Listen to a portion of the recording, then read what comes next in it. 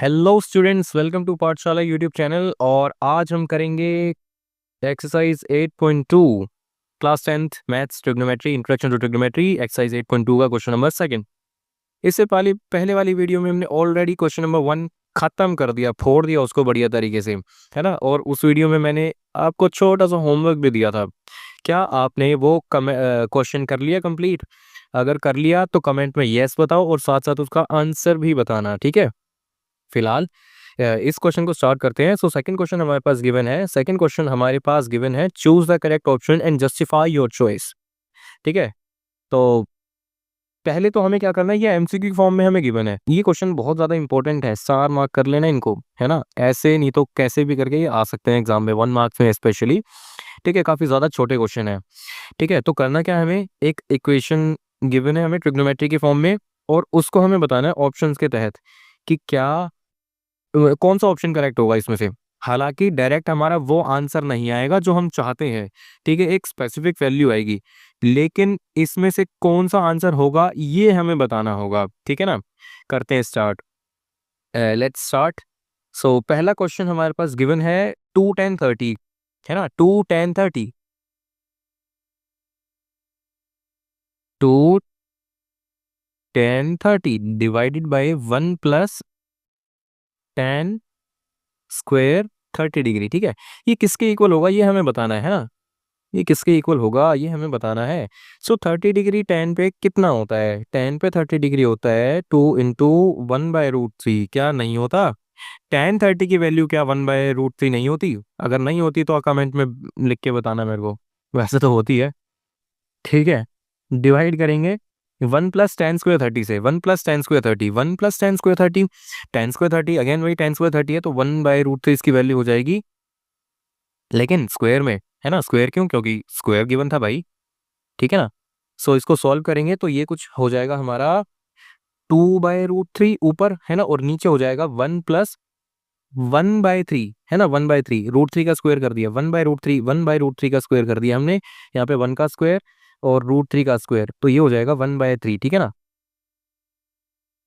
So next step में हो जाएगा हमारा, नेक्स्ट स्टेप हो जाएगा हमारा 2/√3 डिवाइडेड बाई 3 + 1/3, है ना। 3 + 1/3 कैसे लिखा? नीचे 1 लगाया, एलसीएम लिया 3 और 1 का। आई होप इतनी सी चीज तो आपको आती होगी, है ना। और ये हमने लास्ट वीडियो में काफी अच्छे से करी थी, मैंने बहुत बढ़िया तरीके से समझाई थी। ठीक है, तो हम आगे बढ़ते हैं इस वीडियो में। तो ये हो गया, तो ये हो जाएगा हमारा अल्टीमेटली 2√3, 2/√3, और नीचे हो जाएगा 4/3, ठीक है ना। अब इसको यहाँ पे लिखते हैं साइड में। सो ये है हमारा 2/√3 डिवाइडेड बाई 4/3। फ्रैक्शन के नीचे फ्रैक्शन है ना। डिवाइड में फ्रैक्शन के नीचे फ्रैक्शन है। सो मैं ऊपर वाली फ्रैक्शन लिखूंगा और नीचे वाली फ्रैक्शन को मल्टीप्लाई में लिखूंगा, बस इतना सा फर्क होगा कि नीचे 4/3 था, अब 3/4 लिख दूंगा मैं, 3/4 लिख दूंगा मैं, ठीक है ना। खत्म बात, इतनी सी बात थी। ठीक है, 2 से 4 कट जाएगा 2 पे, और √3 से 3 कट जाएगा। अच्छा देखो मैं क्या बोलता हूँ, ठीक है, मैं क्या बता रहा हूँ यहाँ पे देखना, नई चीज़ है, थोड़ी सी नई नहीं है, ऐसे पुरानी है, लेकिन आपको रिमाइंड करा देता हूँ मैं ये, कि ऊपर जो 3 है ये वाला, इसको मैं √3 × √3 लिख सकता हूँ, है ना। ठीक है ना, लिख सकता हूँ ना। देखो यहाँ पे करते हैं थोड़ा सा, इसको यहाँ से रब करते हैं, यहाँ पे लिखते हैं √3 का स्क्वायर। ठीक है ना, क्या होता है इसका मतलब? स्क्वायर का मतलब क्या होता है कि √3 को √3 से ही मल्टीप्लाई करना है, और इसका आंसर क्या आता था हमें? 3, है ना। जब भी √3 का स्क्वायर करने की बात आएगी तो मैं उसको 3 लिख सकता हूँ। तो ऐसे ही क्या मैं 3 को √3 का स्क्वायर नहीं लिख सकता? बिल्कुल लिख सकता हूँ, रिवर्स कर दिया मैंने ये चीज, है ना। ठीक है, या तो मैं √3 का स्क्वायर लिखूं, या तो 3 × 3 लिख दूं, मतलब √3 × √3 लिख दूं 3 को, चलेगा ना, कोई दिक्कत तो नहीं है ना, बस।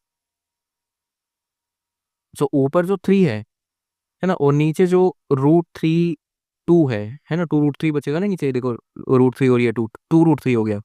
ऊपर वाले 3 को मैं √3 × √3 लिख दूंगा, और नीचे वाले को मैं 2√3 रहने देता हूँ।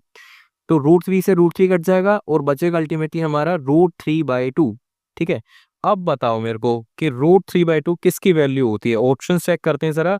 sin 60 की वैल्यू होती है क्या √3/2? जी बिल्कुल यस होती है, यही हमारा आंसर हो जाएगा। sin 60 की वैल्यू होती है √3/2, यही आंसर है हमारा। cos 60 की वैल्यू कितनी होती है जरा कमेंट में करके बताना। tan 60 की वैल्यू कितनी होती है कमेंट में लिख के बताना। sin 30 की वैल्यू कितनी होती है कमेंट में लिख के बताना, ठीक है। सो ये हो गया हमारा sin 60 के इक्वल, ठीक है ना। ऑप्शन नंबर ए करेक्ट है। बी वाले पार्ट की तरफ बढ़ते हैं। सो बी वाला सेकंड वाला पार्ट हो जाएगा हमारा 1 - tan² 45 और नीचे है 1 + tan² 45। 1 - tan² 45, tan 45 की वैल्यू होती है 1, ठीक है। तो 1 का स्क्वायर, ठीक है, डिवाइड में 1 प्लस अगेन 1 का ही स्क्वायर होगा क्योंकि 45 तो 1 ही होता है, ठीक है। अब ये तो खत्म क्वेश्चन है। क्या क्वेश्चन है ये, क्या ही है, क्यों है ये, क्यों है ये, क्या है ये। तो 1 - 1 का स्क्वायर, तो 1 - 1 का स्क्वायर तो 1 ही होता है। तो ये तो हो गया 0, 1 + 1 नीचे 0/2 विच इज 0, है ना। तो 0 किसकी वैल्यू होती है? देखो साइन अगर 0 डिग्री होता है तो भी 0 होती है, लेकिन ये ऑप्शन में ही नहीं है तो ये तो नहीं लिखेंगे हम, है ना। ये तो इतना सा क्वेश्चन था, ये तो बहुत छोटा सा क्वेश्चन था, ये तो बकवास है।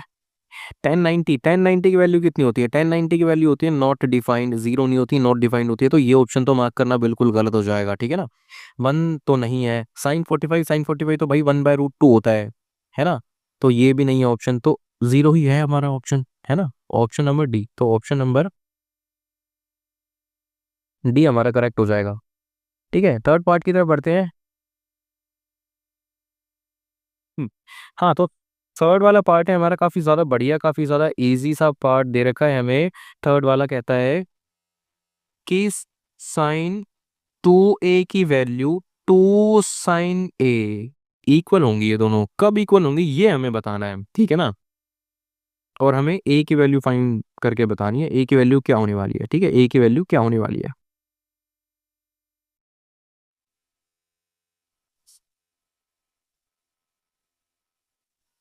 ठीक है। सो sin 2a के इक्वल होगा, कब होगा देखते हैं जरा एक बार, ठीक है। एक काम करते हैं, a की जगह 0 डिग्री पुट करके देखते हैं। तो इसका मतलब ये हो जाएगा sin 2 a की जगह 0 डिग्री इक्वल टू, यहाँ पे लिखा नहीं ना मैंने,